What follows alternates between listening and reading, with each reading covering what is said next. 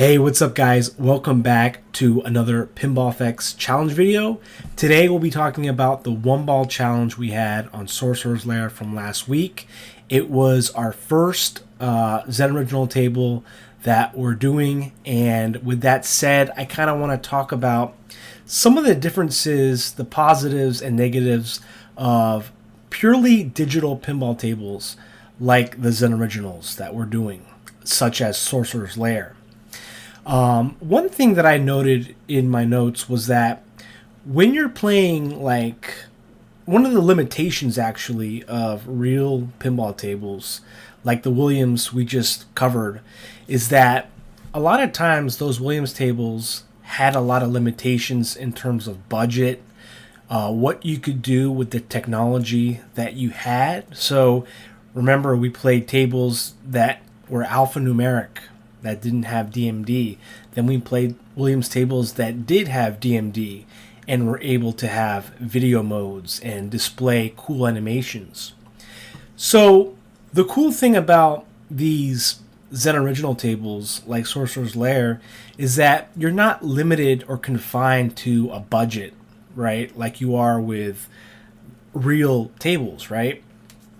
And then you're not, you're not really having to work with, real electronics, inputs and stuff like that. It's really basically all on what you can do with the engine that you're using to make the table on, right? So like if you're using, like, Roxy's Pinball uses the excuse me, sorry, the Unity engine, right? And I think Pinball FX uses the Unreal engine.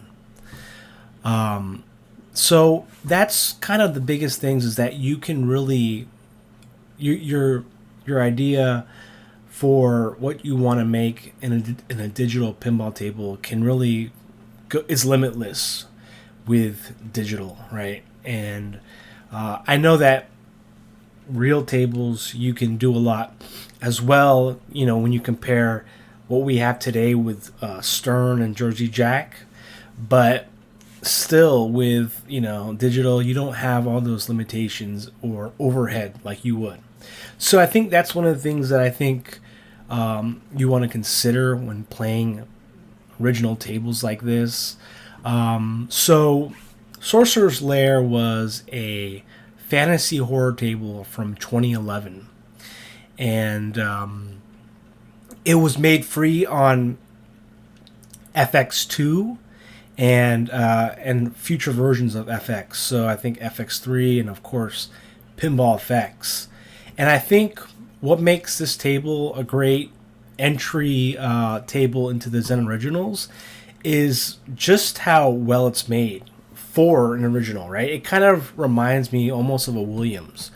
Like, playing this table reminds me of like a Pat Lawler table, right? Because it has all these mechanics. It introduces you to a lot of mechanics that you'll find on real tables, like the spinning disc in the middle, right?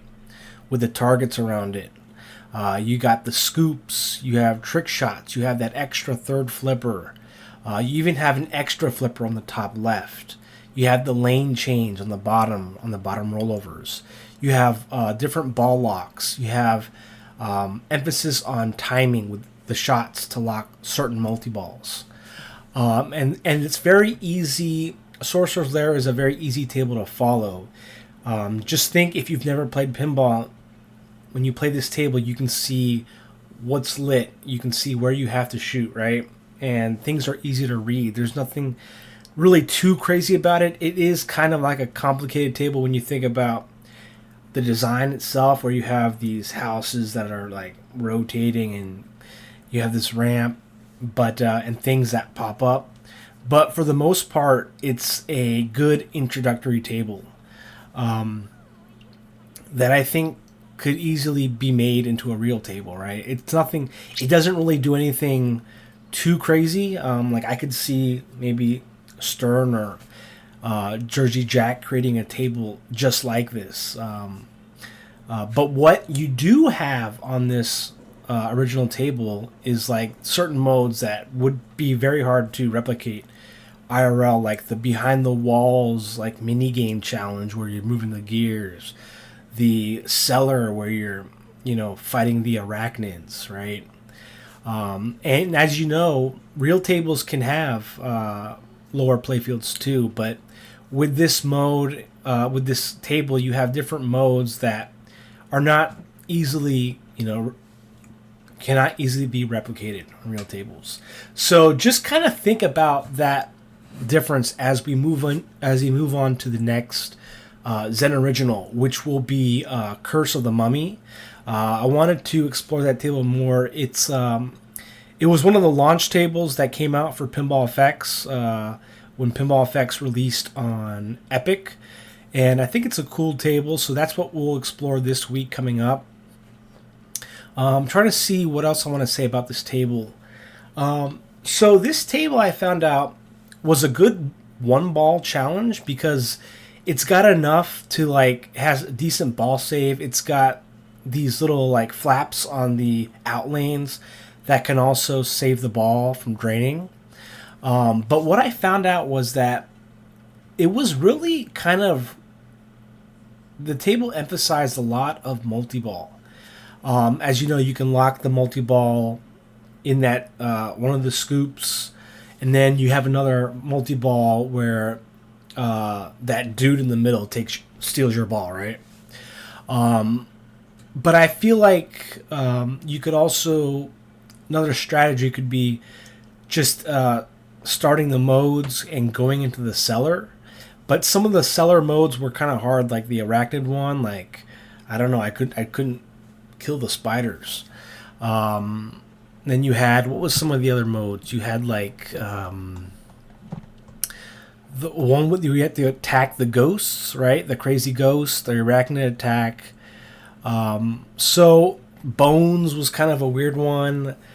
So there is some neat missions and modes, and there's also, which is cool, there is also a wizard mode, a 2-part wizard mode, which I never got to, but I think you could get to if you just, complete the main missions, where you have to prop up that vault, right?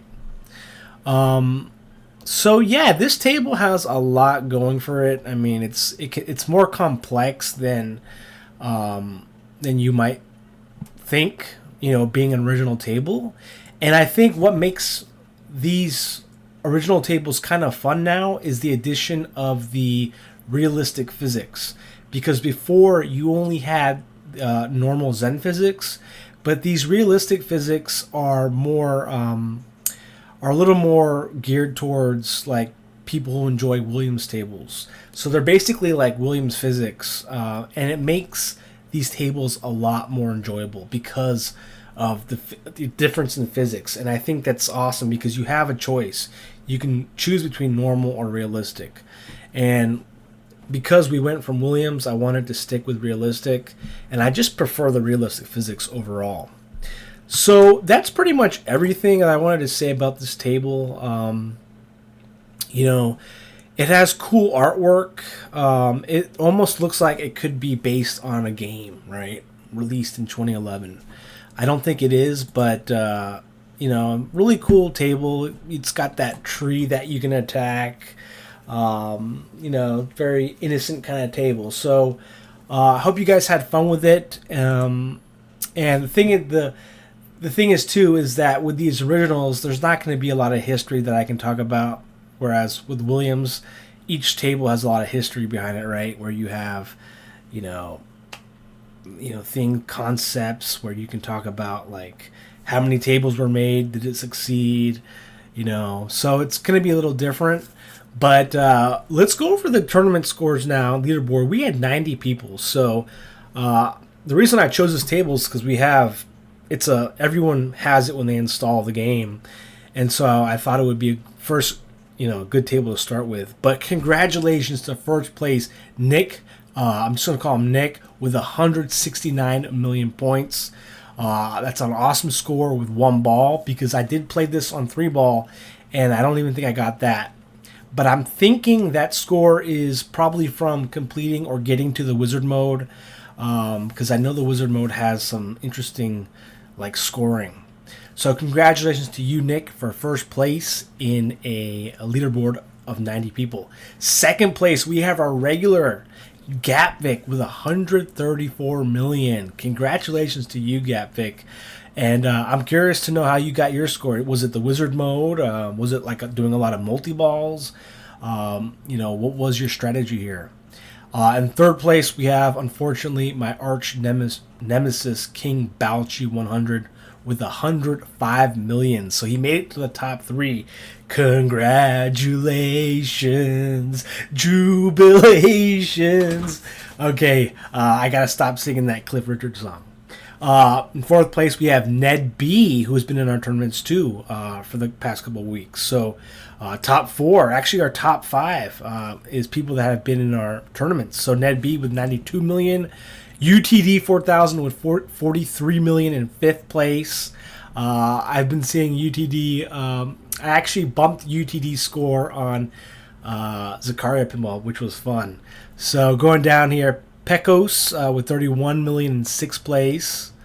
I came in 7th with 30 million. I gave it a good amount of tries, and I got my score really with two multi-balls.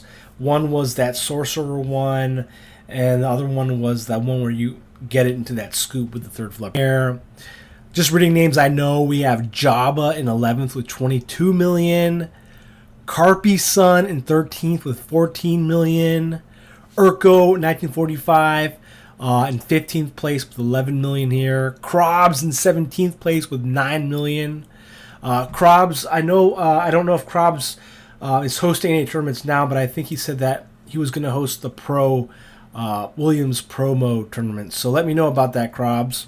We got Bad Jack Daniels in 18th with 9 million. Really close to Krobs there. Going down the list, trying to find names that I know. Fabled Scarab in 28th place with 5 million. Continuing down the list, I think that's pretty much all names I'm familiar with. So thank you to everyone who participated in this tournament. Probably our biggest tournament yet with 90 people. But that's probably because it's a free table. Everyone has access to it. And it's just fun, right? So thank you to everyone once again for playing Sorcerer's Lair. And we're going to continue on with another original, which will be Curse of the Mummy. So this one is not free. I think you have to buy it. But we're going to start it here. We're going to do closed tournament now. 1 ball, unlimited, 10 attempts. So we go 10 and 6 days. 6 days, 10 attempts, unlimited players, 1 ball, private. And then today is the 23rd, April 23rd. So 4/23/25, which is the date. So I'm going to give this 1 attempt. Here is the ID for the tournament, and it will be in the description below. So again, password is 4/23/25. Let's give this a shot here.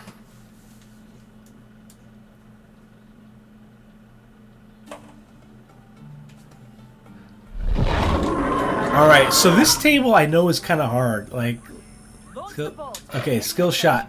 I got the skill shot. But it looks so cool. Like, look at that waterfall there.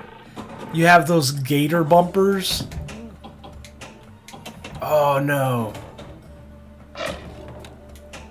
There goes my ball save.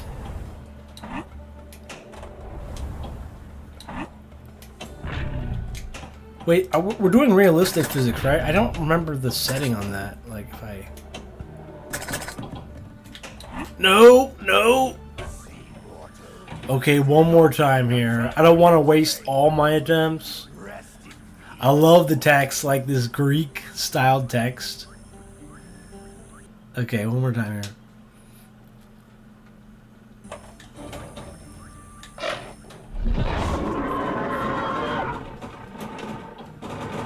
But look at that, you have like multiple upper play fields.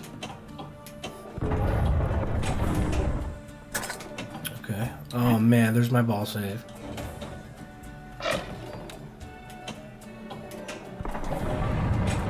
Maze Blaze. Okay, this is cool. Oh man, what was that?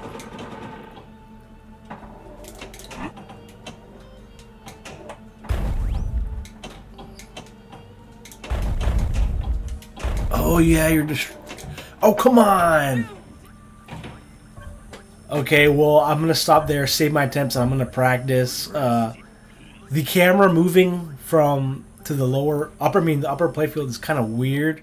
Kind of throws me off, so we'll see if I can fix that. But yeah, thanks everyone for watching. I hope you enjoyed, and good luck on this week's tournament. Till next time.